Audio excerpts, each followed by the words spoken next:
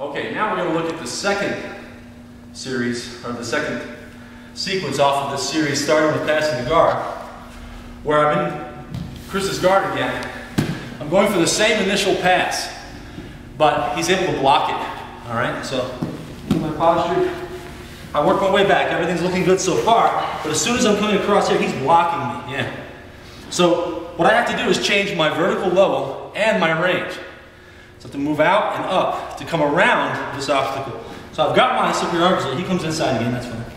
But I'm gonna drive, and then I'm gonna back away and come around. All right? And now from here, since I came around to side control A, what we call version A of side control, he has an underhook. He's ready to bump and turn into me. So to prevent that, I'm gonna change my position to side control version B, where my arm that is cross-facing comes around the other side, and I block his hip. Now I'm looking for this arm, because he's gonna bump into me and turn, and as he does, I come around his head, and I hook my left arm around his left arm to keep him from bringing his elbows in.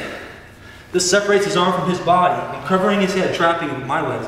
And then I grab his wrist and my wrist with my thumbs out, sit up tall, get his elbow to your chest, and then you can start to go in here behind his back.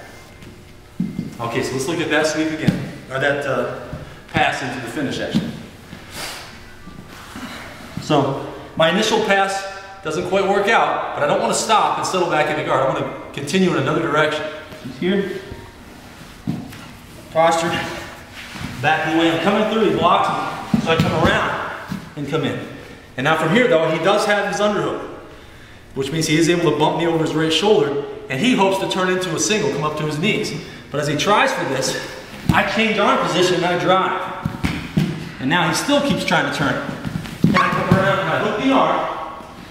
I've got his arm separated here, trapping his head, grab his wrist and mine. Suck that arm in, bend his elbow a little bit less than 90 degrees, and then I've got it. If he holds on, then I can still pop up and go to cross arm lock, even if he's holding on. And I can even get this foot out, shake it free, and get my arm locked. So the Kimura is not my only option. I can always follow up to other things, in this case a cross arm lock.